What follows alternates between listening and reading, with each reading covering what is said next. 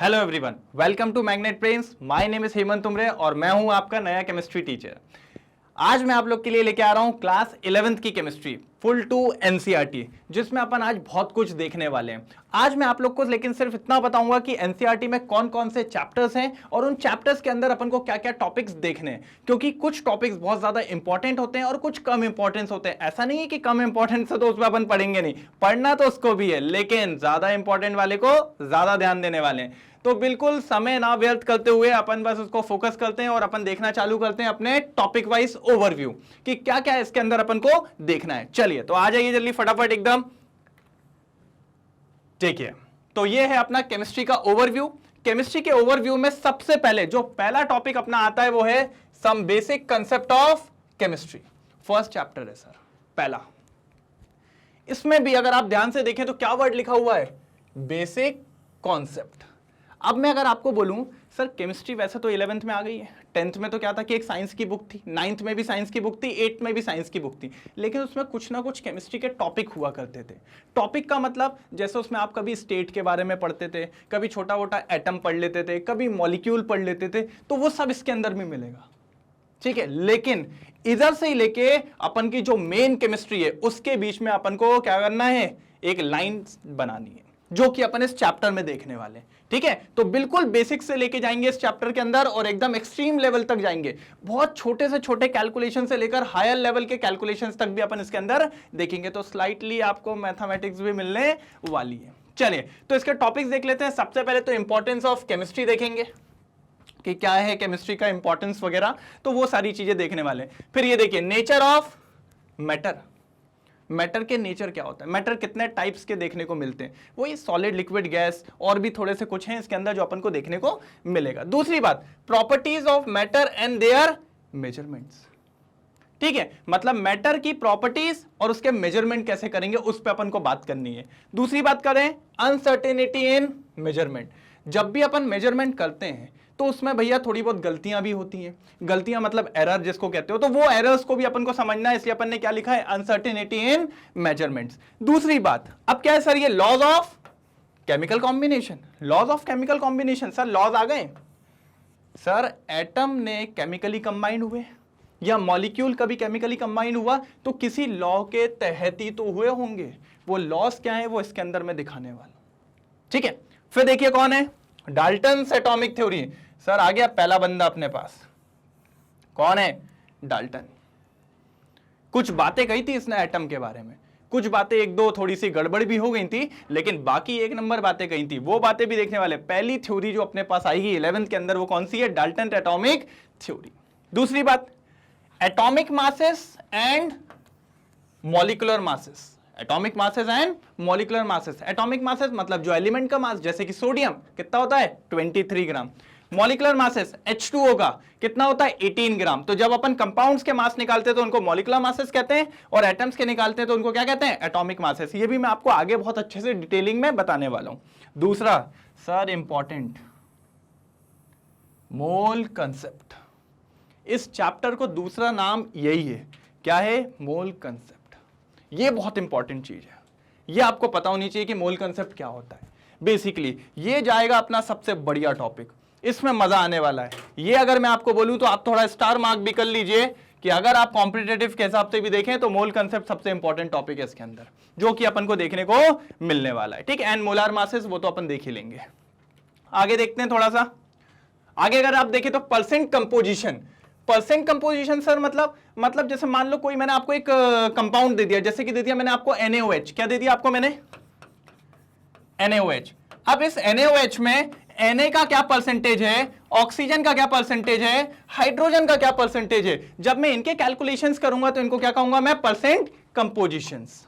ठीक है, उसके बाद आता है स्टेशियोमेट्रिक एंड स्टेशियोमेट्रिक कैलकुलेशंस। जब भी सर आप एक रिएक्शन बैलेंस करते हैं, फॉर एन एग्जांपल देखिए H2 प्लस O2 क्या बनाया, H2O। अब इसको बैलेंस करिए, यहां 2 लगेगा, यहां 2 लगेगा। अब ये जो दिख रहे हैं आपको, इनको कहा जाता है स्टेशियोमेट्रिक कोफिशिएंट्स। इनकी मदद से जो भी कैलकुलेशंस अपन करेंगे उन्हीं को कहा जाता है स्टेशियोमेट्रिक कैलकुलेशंस। क्लियर है इतनी बात, कोई प्रॉब्लम तो नहीं। ये था अपना कौन सा, फर्स्ट चैप्टर। कौन सा था, फर्स्ट चैप्टर, और सर बहुत इंपॉर्टेंट है, आगे वाले समय में आपको देखने को मिलेगा, मानना पड़ेगा। मैं आपको ये सिंपल सी बात कहता हूं, अगर आपको ये चीज अच्छे से पढ़नी पड़ेगी, क्योंकि chemistry without mole concept is impossible. हर जगह पे कभी भी अपन को जरूरत पड़ जाती है, ठीक है। तो चलते हैं सेकंड की तरफ। पार्ट 1 का ये चैप्टर था, पार्ट 1 का ये अपन सेकंड चैप्टर की तरफ चलते हैं। स्ट्रक्चर ऑफ एटम क्या है सर? स्ट्रक्चर ऑफ एटम आप लोग ने देखा भी है। स्ट्रक्चर ऑफ एटम शायद आपको 9th-10th भी मिला होगा कि कैसा होता है एटम, एटम के अंदर क्या चीजें होती है, वही चीजें अपन को यहां देखनी है। क्या बोल रहा है? Discovery of subatomic particle. Subatomic particle का मतलब क्या होता है? इलेक्ट्रॉन, प्रोटॉन, न्यूट्रॉन, इस सब की बात करने वाला है। फिर आ गया एटॉमिक मॉडल्स, जैसे कि रदरफोर्ड, ये सब जो मॉडल्स पढ़ेंगे अपन वो इसी के अंदर पढ़ने वाले हैं। फिर क्या हो गया? Development leading to the Bohr's model of atom, मतलब ये जो रदरफोर्ड आए थे, ये लोग के वजह से जो भी इनके लिमिटेशन थे, उनके लिमिटेशन के तहत बोर्स मॉडल को आना पड़ा, वही अपन इसके अंदर देखेंगे। और फिर बोर्स मॉडल ने क्या कहा हाइड्रोजन एटम के बारे में, वो इसमें देखने वाले हैं। फिर क्या आ गया सर? Quantum mechanics. क्या आ गया सर? Quantum mechanics. अगर आपको मैं सिंपल सी बात बोलूं, अपन जो डेली लाइफ में चीजें देखते हैं, जैसे आपने देखा होगा जब भी आप फिजिक्स पढ़ते हो, फिजिक्स में एक सबसे कॉमन एग्जांपल होता है बॉल को गिरा दिया, बॉल को उठा दिया, बॉल को फेंक दिया। बॉल के ऊपर जो आपके फॉर्मुलेस लगते हैं वो आपकी होती है क्लासिकल फिजिक्स। क्या होती है? क्लासिकल। लेकिन जब मैं बात करूंगा इलेक्ट्रॉन, जब मैं बात करूंगा फोटोन, ये सब इतने छोटे पार्टिकल्स हो गए जिनको देखना पॉसिबल नहीं है, तो उन पे ये फॉर्मुलेस भी नहीं लग सकते। तो उनके लिए एक नई फिजिक्स तैयार करी गई जिसको अपन कहते हैं क्वांटम फिजिक्स। क्या कहते हैं उनको? Quantum physics. तो इन दोनों के अंदर मैं आपको वही चीज बताऊंगा कि क्वांटम मैकेनिक्स मॉडल क्या था और quantum mechanics model of atom क्या चीज है। बहुत मजेदार टॉपिक है ये और इंपॉर्टेंट भी है, ये चीज याद रखिएगा। इसके अंदर अपन हमेशा बात करेंगे बहुत छोटे से छोटे कैलकुलेशंस, जो चीज आपको दिख भी नहीं सकती उसके अंदर बात करेंगे। इसके अंदर आपको हाइजेनबर्ग देखने को मिलेगा, इसके अंदर आपको डी ब्रॉगलीज देखने को मिलेगा, ये सब चीजें इसी के अंदर अपन को देखने वाले हैं, ठीक है। चलिए आगे देखिए थोड़ा सा।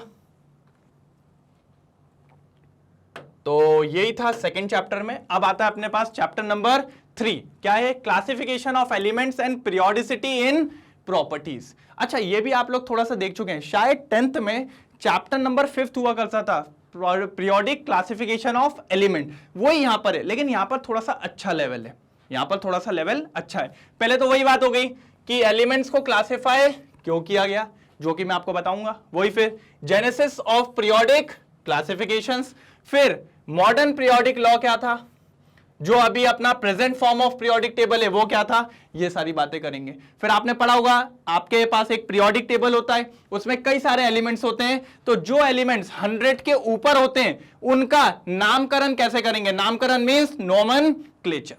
क्या होता है? नोमेनक्लेचर। उसके ऊपर फिर electronic configuration of elements, element का electronic configuration and the periodic table पढ़ना है अपन को। ये सारी चीजें भी अपन इसके अंदर देखने वाले हैं, कोई दिक्कत? फिर इलेक्ट्रॉनिक कॉन्फ़िगरेशन तो हो गया था अभी, और साथ ही साथ एस ब्लॉक क्या होता है, पी ब्लॉक क्या होता है, डी ब्लॉक क्या होता है, एफ ब्लॉक क्या होता है। आपने अगर पीरियोडिक टेबल देखा होगा, ये वाला पार्ट जो होता है इसको अपन एस ब्लॉक कहते हैं, ये वाले पार्ट को अपन क्या कहते हैं? पी ब्लॉक, इस वाले पार्ट को अपन क्या कहते हैं? डी ब्लॉक, और यहां पर नीचे छोटा सा होता है जिसको अपन क्या कहते हैं? F block. जब मैं इस चैप्टर पे आऊंगा आपको पूरा अंदर तक देखने को मिलेगा, फिर आपको दिक्कत नहीं आएगी कि एस ब्लॉक क्या होता है, पी ब्लॉक क्या होता है, डी ब्लॉक क्या होता है, एफ ब्लॉक क्या होता है, और उनका इलेक्ट्रॉनिक कॉन्फ़िगरेशन क्या होता है, उसमें भी आपको दिक्कत नहीं आने वाली। तो टेंशन बिल्कुल मत लीजिएगा, बस आज मैं आपको यह बता रहा हूं कि अपन मैपिंग कैसे करेंगे, अपन केमिस्ट्री को किस तरीके से पढ़ने वाले हैं, और केमिस्ट्री में क्या क्या टॉपिक्स देखने वाले हैं, कि आपको तैयार रहे कि आज ये टॉपिक आया है तो कल कौन सा टॉपिक आएगा, ये दूसरा वाला, फिर कल कौन सा टॉपिक आएगा, ये वाला। तो ये चीज आपको थोड़ी सी पता होनी चाहिए, ठीक है। और मैं उम्मीद करता हूं कि आप स्क्रीनशॉट्स वगैरह थोड़ा सा लेते हुए चल रहे हैं, ठीक है। फिर क्या है? Periodic trends and properties of element. जब भी हम या तो पीरियोडिक टेबल में लेफ्ट टू राइट जाएंगे या तो डाउन द ग्रुप जाएंगे, तो कुछ प्रॉपर्टीज अपना रवैया बदलती हैं, कुछ इंक्रीज होंगी, कुछ डिक्रीज होंगी, कुछ रिमेन्स दी सेम। तो वो चीजें अपन को इसके अंदर देखने को मिलेंगी। चलिए आगे देखते हैं। ये होता है टॉपिक खत्म, कौन सा हो गया? यूनिट नंबर 3 या फिर चैप्टर 3 भी बोल सकते हैं। अब आता है चैप्टर नंबर 4 पार्ट 1 का। सर इंपॉर्टेंट है, क्या टॉपिक है? Chemical bonding and molecular structure. अगर जेई नीट की बात करूं तो उसमें भी ये बहुत इंपॉर्टेंट टॉपिक है, सबसे ज्यादा क्वेश्चन यहीं से आते हैं। ठीक है, क्या बोल रहा है आप देख लेते हैं। सर बॉन्डिंग पे बात करिए, बॉन्डिंग आपने थोड़ी सी 9th-10th में पढ़ी भी है ना। चलिए इसमें क्या होगा, एक तो लुईस भाई आएंगे जिनकी अप्रोच होती है टूवर्ड्स केमिकल बॉन्डिंग, क्या अप्रोच रहेगी वो देखेंगे। फिर आपने पढ़ा है बॉन्डिंग दो तरीके की थी मेनली, कौन कौन सी, आयनिक और कोवलेंट। तो आयनिक बॉन्डिंग जिसको अपन इलेक्ट्रोवैलेंट बॉन्ड के नाम से भी जानते हैं। फिर आएगा अपना बॉन्ड पैरामीटर, बॉन्ड पैरामीटर मतलब bond length, bond angle, bond strength, ये सब इसमें देखेंगे। फिर कुछ थ्योरीज आने वाली हैं जो थ्योरीज बताएंगी कि बॉन्ड किस तरीके से बनता है, बॉन्ड क्यों बनता है, किस लिए बॉन्ड बनता है, क्या रिपल्शन है क्या नहीं है, ये सब अपन देखेंगे किसके अंदर, VSEPR थ्योरी। VSEPR थ्योरी का full form valence shell electron pair repulsion theory. दूसरी बात फिर क्या आती है, वैलेंस बॉन्ड थ्योरी, इसको शॉर्ट में बोला जाता है बेटा VBT। क्या बोला जाता है इसको, VBT। पहली थ्योरी क्या है, VSEPR, दूसरी थ्योरी क्या है, VBT। दोनों थ्योरी मजेदार है, दोनों को पढ़ना भी है। सर यहां से कहानी अलग ही लेवल पे चली जाएगी, बॉन्डिंग मजेदार देखने को मिलने वाला है। ठीक है, फिर आगे देखते हैं अपन हाइब्रिडाइजेशन।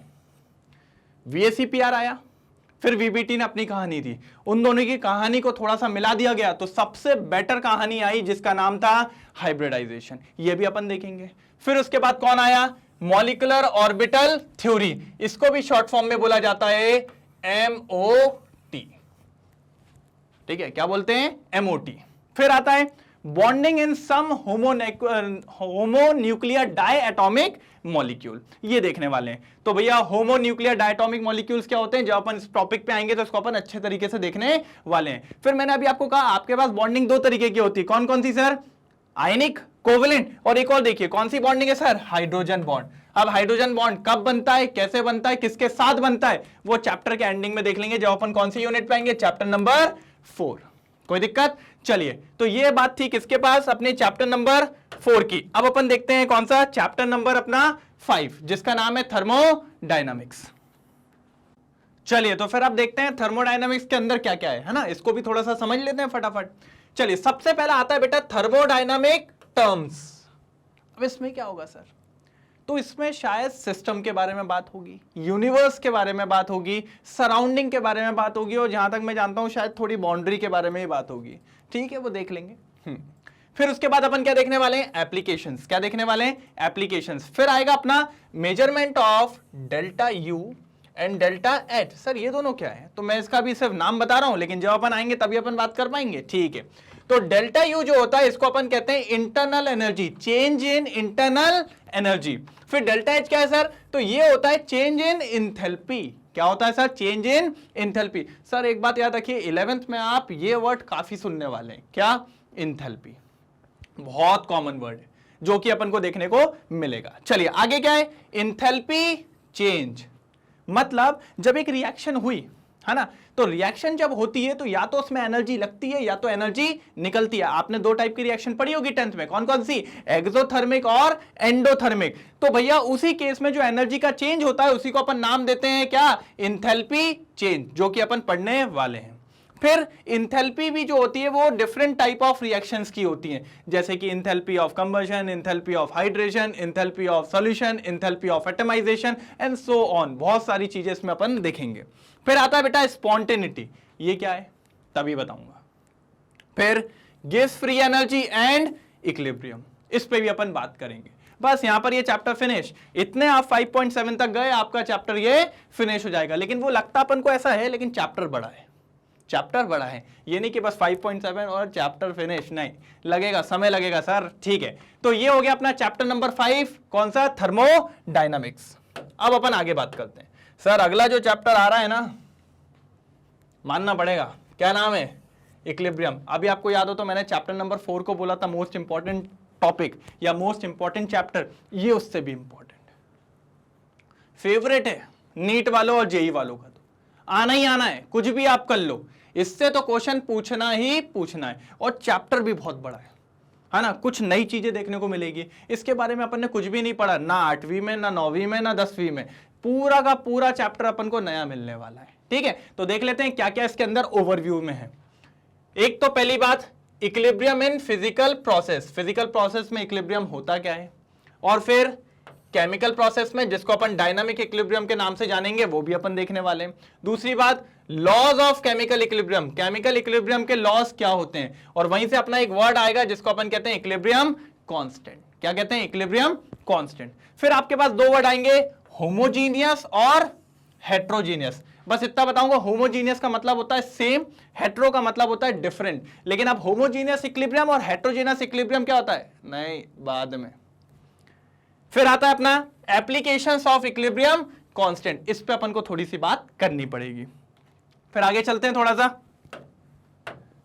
क्या है relationship between equilibrium constant, equilibrium constant को अपन कैसे डिनोट करेंगे, और रिएक्शन कोशेंट इसको अपन डिनोट करेंगे Q से, और गैस फ्री एनर्जी उसको अपन डिनोट करेंगे किससे? G से। इन तीनों के बीच में रिलेशंस देखने को मिलेंगे। फिर आएगा फैक्टर्स अफेक्टिंग इक्विलिब्रियम, इक्विलिब्रियम को कौन कौन से फैक्टर्स अफेक्ट करते हैं। फिर आएगा अपना आयनिक इक्विलिब्रियम, और फिर उसके बाद आपका थोड़ा सा कुछ कंसेप्ट आपको मैचिंग मिलेगा 9-10 से, एसिड, बेस एंड सॉल्ट, लेकिन उसमें भी लेवल थोड़ा अच्छा मिलने वाला है। फिर ionization of acid and base, buffer नया टॉपिक है, बिल्कुल ही नया है, कुछ भी आता पता नहीं अपन को अभी बफर के बारे में। फिर आता है solubility equilibrium of sparingly soluble salt.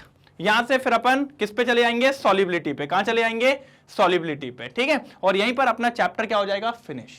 लेकिन सर याद रखिएगा, इक्विलिब्रियम बहुत इंपॉर्टेंट टॉपिक है। सबसे ज्यादा अगर अपन को किसी पर टाइम लगेगा तो एक तो ऑर्गेनिक वाले पे और एक इक्विलिब्रियम वाले पे, तो इक्विलिब्रियम वाले को बहुत ध्यान से पढ़ना, बहुत ही ज्यादा इंपॉर्टेंट है। चलिए आगे बढ़ते हैं। टॉपिक का नाम क्या है? रिडॉक्स। शायद आपने 10th में इसका नाम सुना होगा कि रिडॉक्स रिएक्शन क्या होती है, पढ़ा है? ठीक।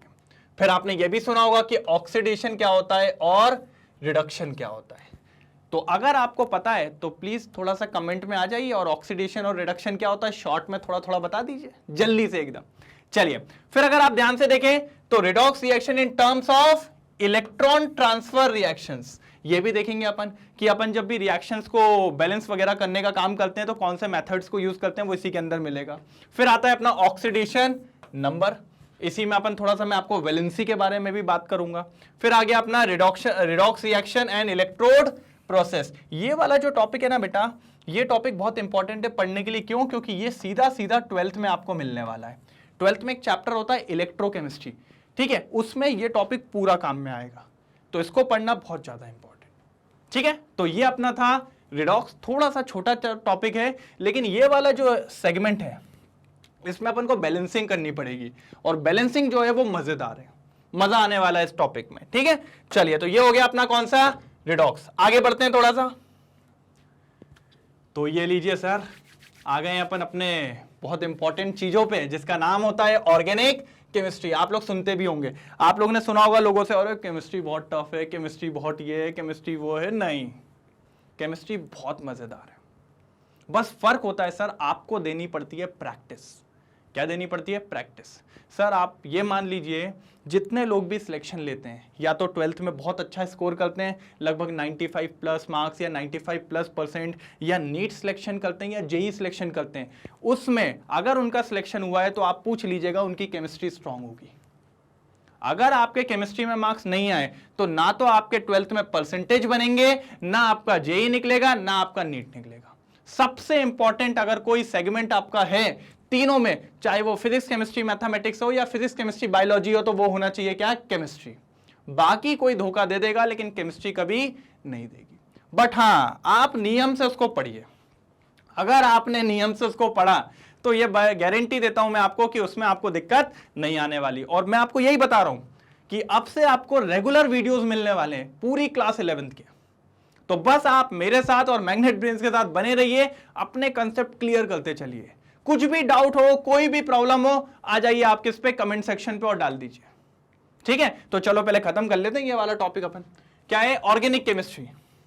जब भी ऑर्गेनिक केमिस्ट्री आएगी तो पहले तो आपको ये बताएंगे ऑर्गेनिक केमिस्ट्री होता क्या है, क्या देखने को मिलेगा, क्या नहीं, सारी चीजें। फिर आपने पढ़ा है कि कार्बन की टेट्रावैलेंसी होती है, और फिर उसका शेप क्या होता है ये भी आप जानते हैं थोड़ा सा, तो वो भी अपन देखेंगे, ठीक है। फिर structural representation of organic compound. Organic compound का स्ट्रक्चरल रिप्रेजेंटेशन क्या होता है वो देखने वाले हैं। फिर classification of organic compound, organic compound को कितने पार्ट्स में क्लासिफाई किया गया है वो देखने वाले हैं। फिर ऑर्गेनिक कंपाउंड का नामकरण जो बहुत ही मजेदार होता है, जिसको कहते हैं नॉमेनक्लेचर। क्या कहते हैं? नॉमेनक्लेचर। कोई दिक्कत यहां तक? अच्छा, आप लोग ने पढ़ा भी होगा, वैसे ये 10th में थोड़ा बहुत होगा, नॉमेनक्लेचर ऑफ ऑर्गेनिक केमिस्ट्री, या फिर कंपाउंड भी बोल सकते हैं। चलिए आगे देखिए थोड़ा सा, ठीक है। फिर आएगा अपने पास क्या? आइसोमेरिज्म। ये भी आप 10th में थोड़ा देखें, लेकिन इस बार अपन अच्छा वाला देखने वाले। फिर fundamental concept in organic reaction mechanism, कि जब भी एक ऑर्गेनिक रिएक्शन होती है तो उसमें क्या क्या मैकेनिज्म देखने वाले हैं वो भी इसके अंदर मिलेंगे। फिर मिलेगा क्या? Method of purification of organic compound, organic compound को किस तरीके से प्यूरिफाई कर सके, छान कैसे सकते हैं अपन, वो देखने वाले हैं। ठीक है। दूसरा फिर आता है qualitative analysis of organic compound, important है। दूसरा क्वांटिटेटिव एनालिसिस। तो जब आप इतना देख लेंगे तब जाके आपका खत्म होगा ऑर्गेनिक केमिस्ट्री। इसको बहुत सी बुक्स में इस नाम से भी जाना जाता है, जनरल ऑर्गेनिक केमिस्ट्री, जीओसी बोलते हैं इसको शॉर्ट फॉर्म में। और मैं भी जब आपको पढ़ाऊंगा तो यही वाला वर्ड यूज करूंगा, तो कंफ्यूज नहीं होना कि जीओसी का मतलब क्या है। जीओसी मतलब क्या है? अपना ऑर्गेनिक केमिस्ट्री। ठीक है, चलिए आगे आ जाइए बेटा जल्दी। चलिए, तो नेक्स्ट है अपना हाइड्रोकार्बन्स, लास्ट चैप्टर है अपना पूरा केमिस्ट्री का 11th का। देख लेते हैं क्या है। सबसे पहले टॉपिक का नाम क्या है? हाइड्रोकार्बन्स, मतलब ऐसे कंपाउंड्स जिनके अंदर हाइड्रोजन और कार्बन पाए जाते हैं। ठीक है, इसके अंदर अपन क्लासिफिकेशंस देखेंगे, साथ ही साथ इंपॉर्टेंट टॉपिक सर अल्केन पढ़ा है आपने 10th में, अल्कीन पढ़ा है 10th में, और लास्ट में अल्काइंस। तीनों को देखा है आपने कि अल्कीन क्या होता है, अल्काइन क्या होता है और अल्कीन्स क्या होता है, और इनके जनरल फॉर्मूले भी आपने पढ़े होंगे कि इनका जनरल फॉर्मूला भी क्या होता है। ठीक है, तो जब पढ़ा है तो मैं चाहूंगा आप लोग कमेंट में जरा बताएं कि जनरल फॉर्मूला अल्केन, अल्कीन और अल्काइन का क्या होता है। देखिए तो किस किस को पता है अपन को। ठीक है, फटाफट करिए एकदम कमेंट। ठीक है, फिर आएगा सर एरोमेटिक हाइड्रोकार्बन्स। आपने एक वर्ड पढ़ा होगा 10th में, बेंजीन। जब भी बेंजीन आएगा तो अपन को एरोमेटिक देखने को मिलेगा। और भी एरोमेटिक होते हैं, लेकिन अभी के लिए याद रखिए बेंजीन वाले कंपाउंड्स को अपन क्या नाम देंगे? एरोमेटिक। और भी चीजें देखने वाले हैं अपन। फिर आता है कार्सिनोजेनिसिटी और टॉक्सिसिटी। सर कुछ ऐसे सब्सटेंस होते हैं, कुछ ऐसे तत्व होते हैं जो हमारी बॉडी में जाके कैंसर कॉज करते हैं, हमारी बॉडी को टॉक्सिक करते हैं, टॉक्सिसिटी बनाते हैं। तो वो सब अपन इसके अंदर देखने वाले। कहां होते हैं वैसे सब्सटेंस, कैसे आते हैं, क्यों होते हैं, सब चीज तो वो इसके अंदर अपन देखेंगे। तो ये था किसके अंदर? हाइड्रोकार्बन्स के।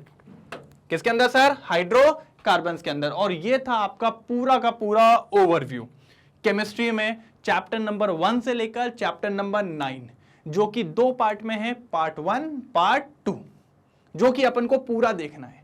और बकायदा मैं आपको बोल दे रहा हूं, आपको रेगुलर सारे वीडियोस मिलने वाले हैं। तो ढिंडोरा पीट दीजिए थोड़ा सा अपने दोस्तों में कि भैया क्लास 11th की केमिस्ट्री चालू हो गई है मैग्नेट ब्रेन्स पे, वो भी बिल्कुल फ्री।